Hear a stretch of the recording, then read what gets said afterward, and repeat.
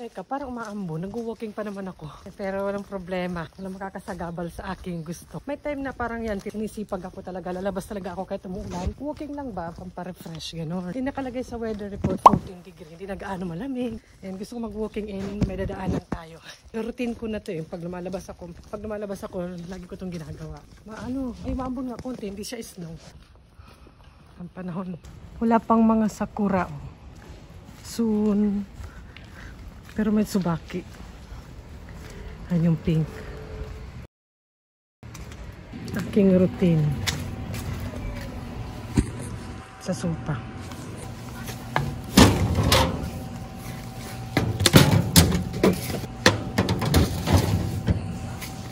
Yun. Yun ang aking routine pag lalabas ako.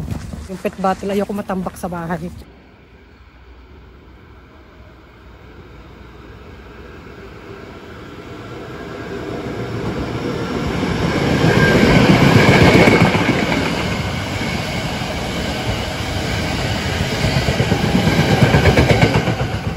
Guguluhan ako, umaambon, walang ay, ito yung train sign, wala na. Ayun. March na pala, March 2, yung mga sakura, magbo-bloom. Pero may plum blossom ba yun? Ito, nadaanan ko sa loob ng garden ng bahay. Nakala ko nang una, sakura yun, pinagtabanan ako. Ako, excited ako. Para kasi pag malayo ba? Sunday pala today na tayo, may train. Daanan kasi dito ng train. Sunday today, nasa bahay yung mga bata. Minsan may mga weekend na wala kaming ganap. Or kasi may klase sila pag Saturday. Kaya yun din. And ito, walking ako dahil wala namang ganap. And after, magluluto ako ng lunch, uwi ako. Walking lang tayo. Samahan nyo lang ako for today. And okay lang kahit maambun-ambun, may payong naman. Ito mga sakura tree to eh. Soon, tingnan natin kung meron ng pahiwatig doon.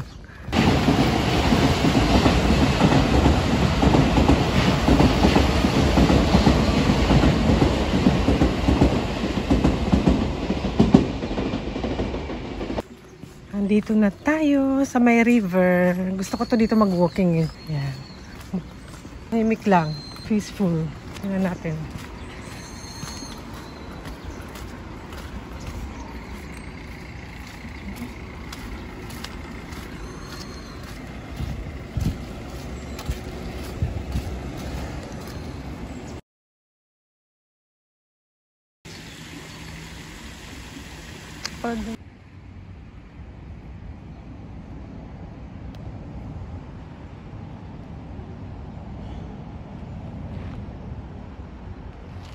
Hindi sila natatakot sa tao, yung mga kalapati dito. Kahit may mga uwak eh. Ano nyo? O diba? Sa atin kasi hinuhuli tsaka ginagawang laruan. Ginagawang pet. Dito malaya sila.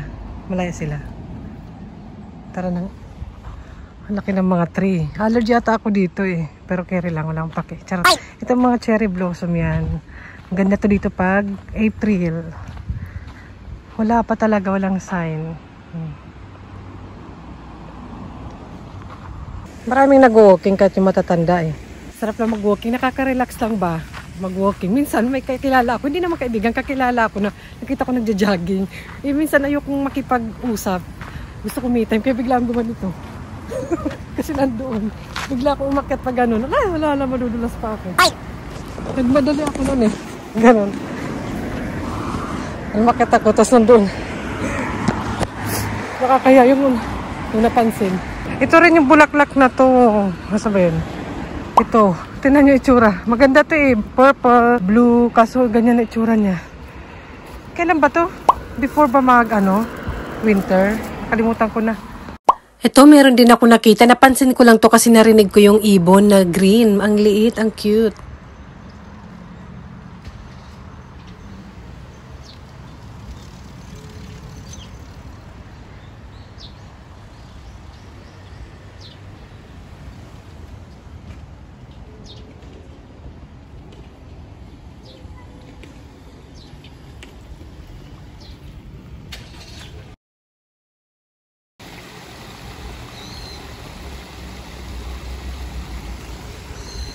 Okay.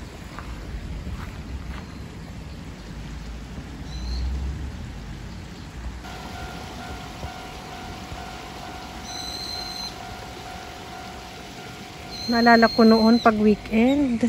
Sa park lang din kami ng mga bata, si Papa. Ganito, may palaruan.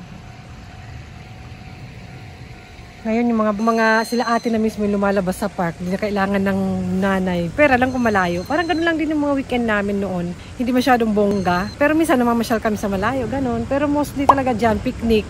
May trail. May ibon eh. May ingay, naririnig nyo. Ang kit pa naman ng mga ibon. Ito parang ang haba na niya pa.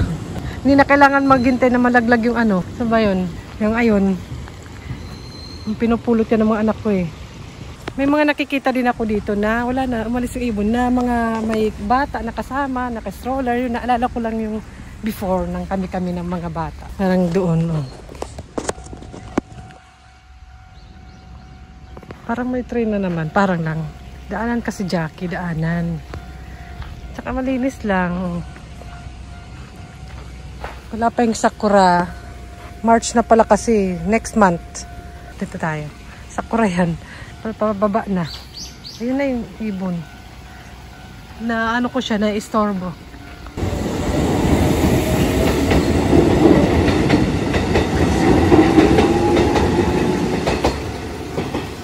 Umalis yung ibon na ano ko, na istorbo. Himala walang mga crow or uwak. Malaki yan dito. Siguro kasi ulan. Kaya paano din sila nagtatago.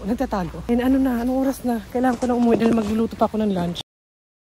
Biglang nagpayong kasi narinig ko kanina yung mga uwak. Dami pa naman ang lalaki. Natatakot ako dyan.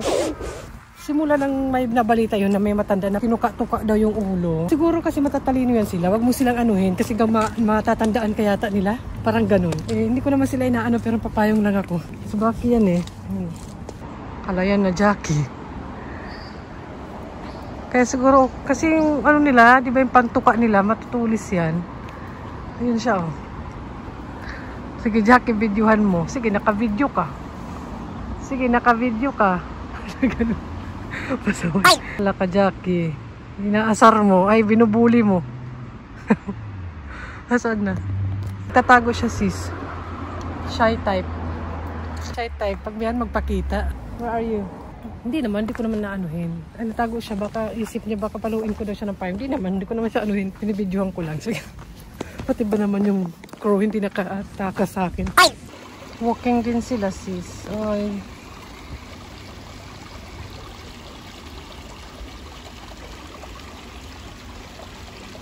Hindi magsiswimming. Sana all.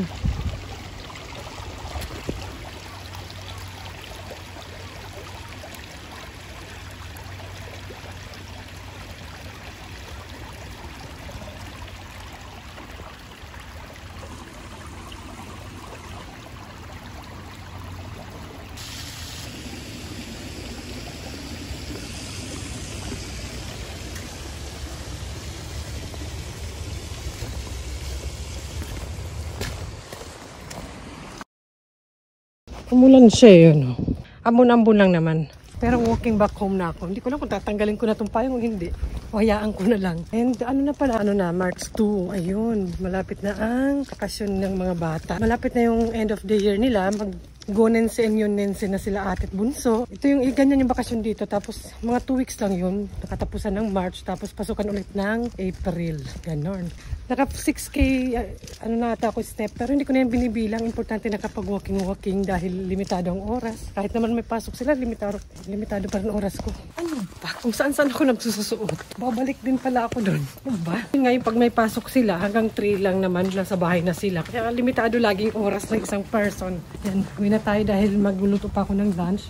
Pinagod ko lang yung sarili ko. Hindi naman, na-relax lang. Pinagod ko yung sarili ko, tapos magluluto din ako ng lunch. Kahapon, yung linuto ko, sausage, sandwich. And yung crunchy na bihon na pansit. Basta yun, yung aking linuto kahapon, tapos today uli. Magsa-sandwich na ako today.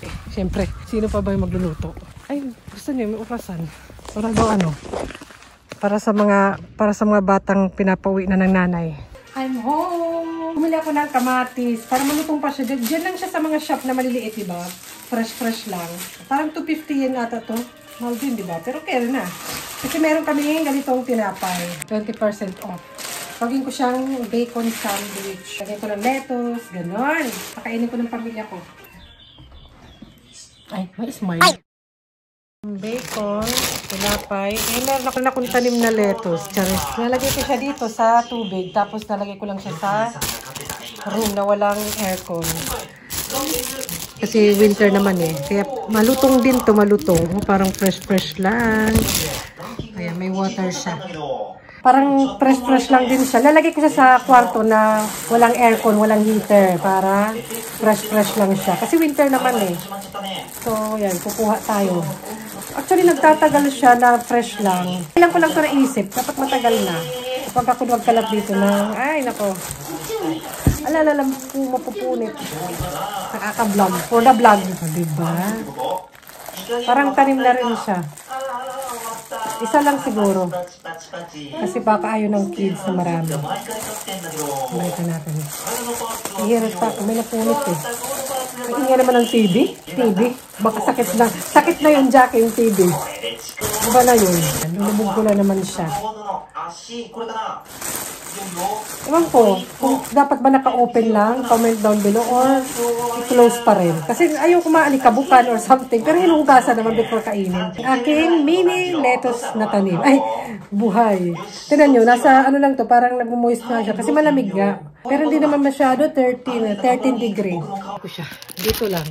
Lagyan ko ng plastic kasi baka maano yung carpet. Walang aircon dito sa room na to. Kaya ka muna, mag-iisa lang siya dyan.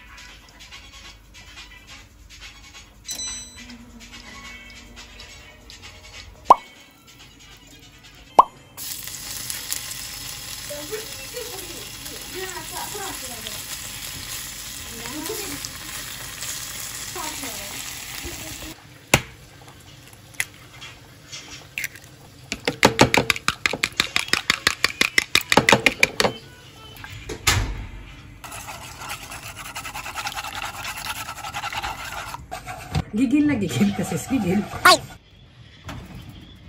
Let's see.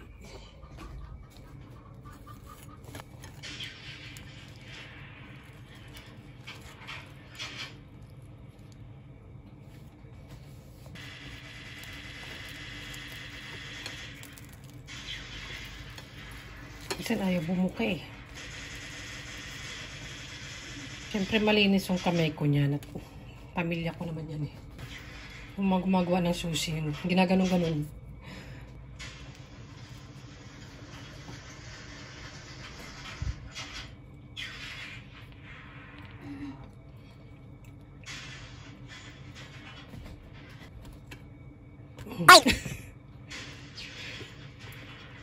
Maliit yung tinapay, be. Oh, magkano ba to? 600 yen. 1,000. We're done. Magkano ko ba ito ibibenta? 600 yen. Oh, 7 with drinks. Ako, Papa Be. Let's eat. Parang bet ko to. Nasobrahan ng ano yung egg luto. Pero let's eat. Big? Can you bite? Good. Yeah. Fresh tomato. And dessert na gawa ni ate. How can you make this? Milk? Milk and? Gelatin. Siya lang gumawa nito. Mahilig siyang gumawa-gawa. Parang siyang milk purin. Like a milk purin, right? This one? This one? Yeah, tas sugar. Oh. Yay! Ang cute! Papa! Ayan, chinecheck ko yung mga papel na inuwi nila ng Friday and yung schedule nila this month. At may pahabol silang meeting pa at may pahabol na school trip sila ate. Madalas seryoso o maldita looks yan si ate. Pero pag gusto ni ating kasama niya yan, happy-happy siya, tawa-tawa, sigaw-sigaw. Pero ayun ang aming ganap for today, Sunday. Sa susunod ulit. Bye!